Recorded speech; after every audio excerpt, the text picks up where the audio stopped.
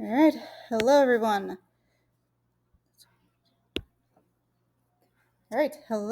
Today's video is all about Unit 4, relationships within triangles.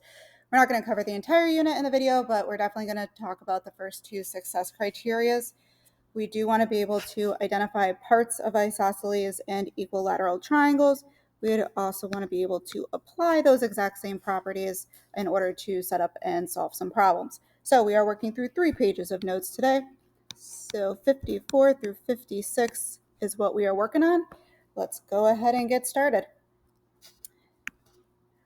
So if we are looking at some isosceles triangles first, right, there's parts of the triangle that we need to be able to identify. And those parts consist of vertex angles, base angles, legs of a triangle, and the base of the triangle.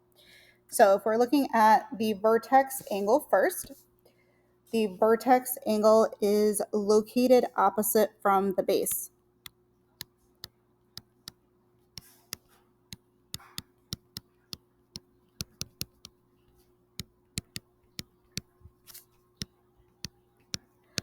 So the base of the triangle is going to be basically the side that's not congruent.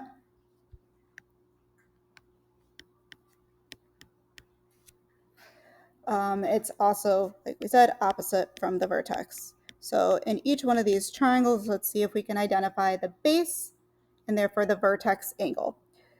So opposite the vertex. So if we're talking about the base angle first, and I'll go ahead and highlight those.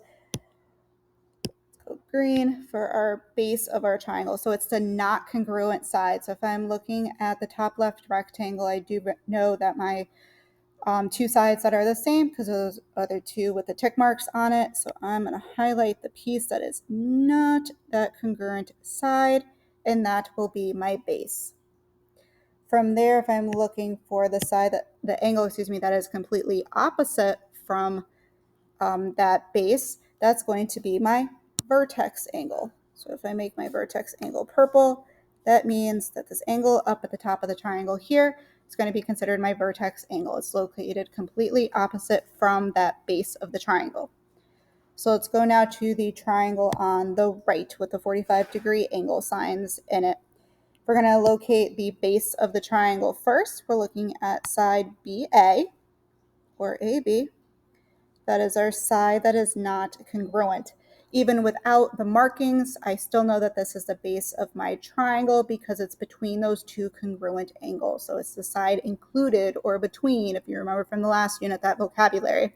It is the side between those angles. So then the angle completely opposite from that side is going to be that right angle itself, angle C. So that'll be our vertex angle. One more time at the bottom. The not congruent side is again here AB. It's not always going to be AB, just a coincidence. The angle opposite from that angle, and again, notice the position, right? The position changed in each one of these triangles, so it's not necessarily that the vertex angle is always the top angle and the base is always the bottom side. That's a common misunderstanding. We need to understand that we need to find the side that's not congruent first. That would be your base. And then the angle that's completely opposite from that side will be the vertex. From here, if we move on to just the legs of the triangle, the legs of the triangle are going to be considered those two congruent sides that we've been talking about. So two congruent sides. And these are really easy to find, right? Obviously, it's the ones that are left at this point. Oops. We are looking at the legs. Let's try to highlight this time. The legs of the triangle, again, are those two congruent sides. So if we're going into our first triangle on the left, you know from the tick marks that these two sides are congruent, so those would be considered the legs of the triangle. Same idea. Segment CB here is a leg, as well as CA. Those are congruent. In our bottom triangle, again, we got some tick marks, so that makes that easier to see. We have CB and CA as those congruent legs. The last vocabulary that we need to be able to identify are called base angles.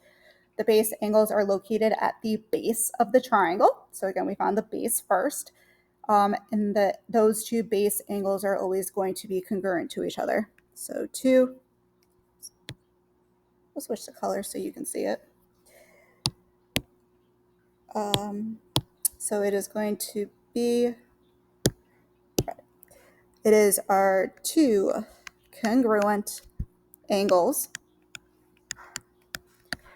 located at the base of the triangle.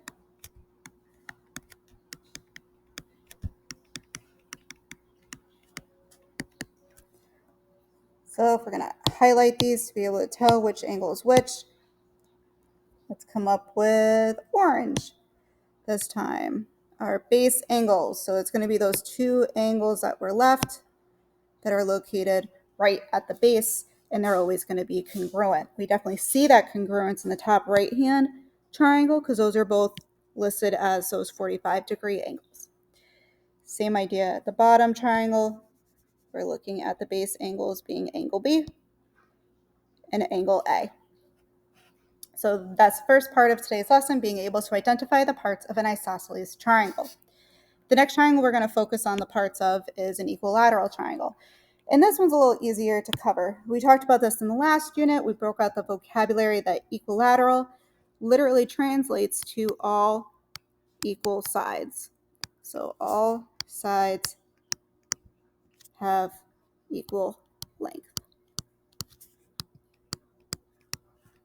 as opposed to the term equiangular, which is all angles of equal measure.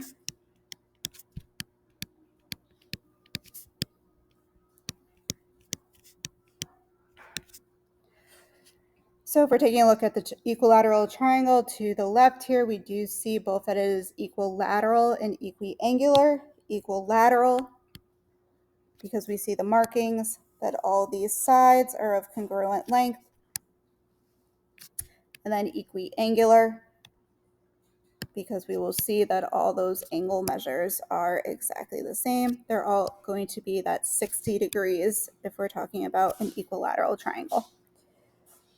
So let's recall also from the last unit when we were talking about isosceles and equilateral triangles, we reminded ourselves that if isosceles triangles have two equal sides and equilateral triangles have three equal sides, then that means that all equilateral triangles are considered isosceles, but it doesn't go the other way. But isosceles triangles are not considered equilateral.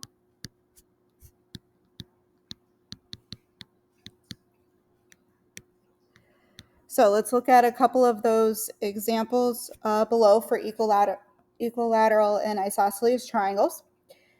So if we look at the first triangle, ABC, we can see that we have two congruent sides. So I know definitely that this triangle is going to be considered isosceles.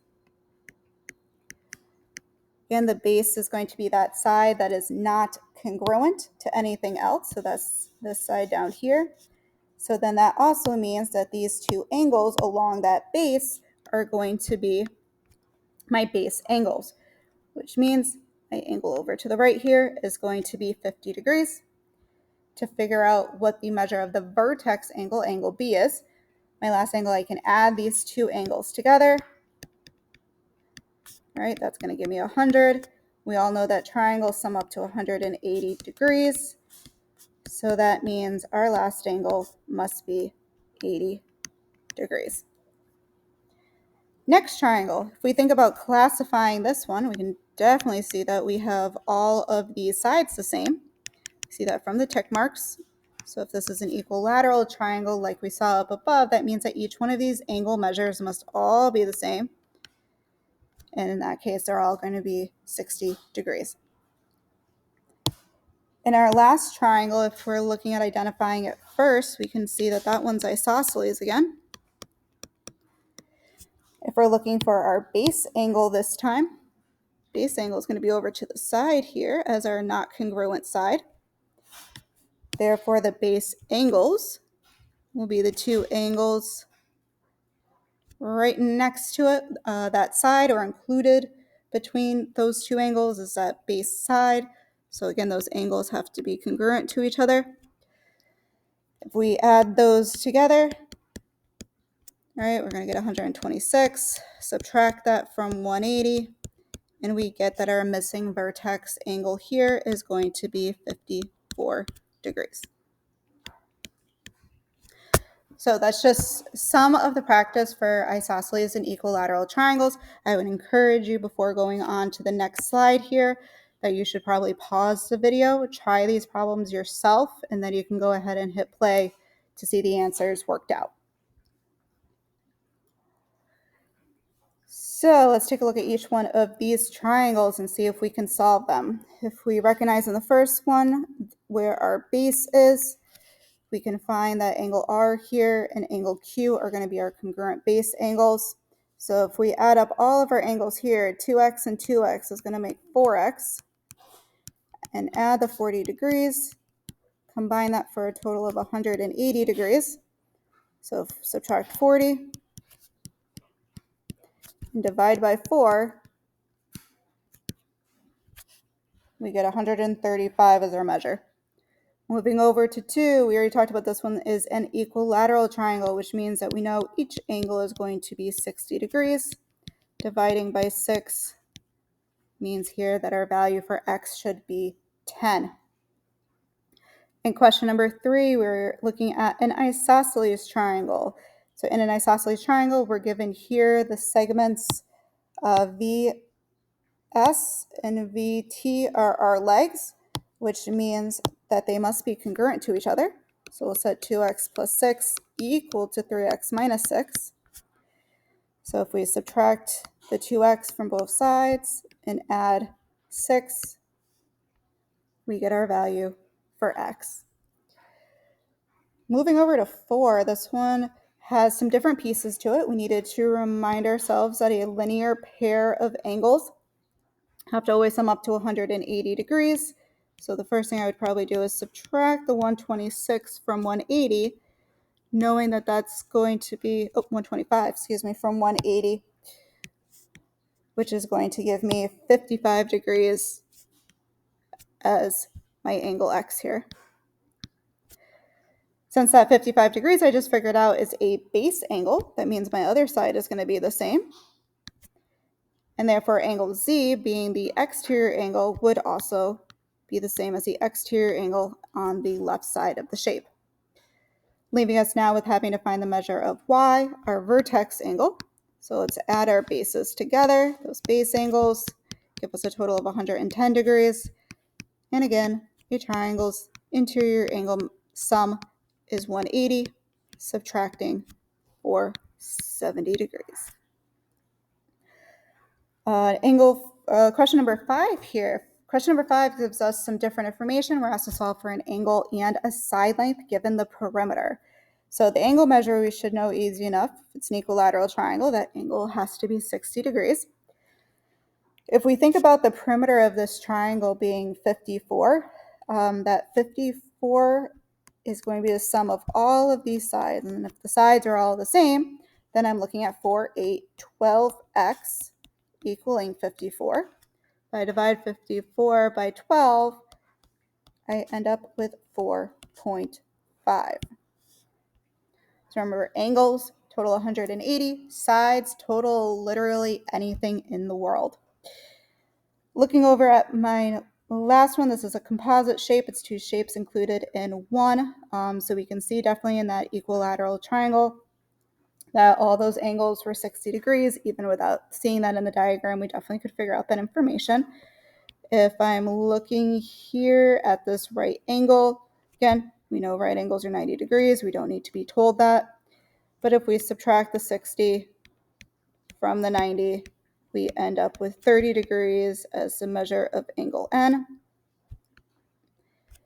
If we think then that a triangle, if we look at the right triangle at the right of our shape here, if we look at this triangle, we know again, angle sum has to be 180 degrees. We know 90 is already covered. We know 30 is already covered. So that's 120 degrees out of our 180 that is already known, meaning that our last angle, angle M, has to be 60 degrees. Okay, so that's all that we are working on for the next couple of days. Isosceles and equilateral triangle properties, being able to set up and solve problems that have to do with isosceles and equilateral triangles. Thank you so much for watching, and I'll see you next time.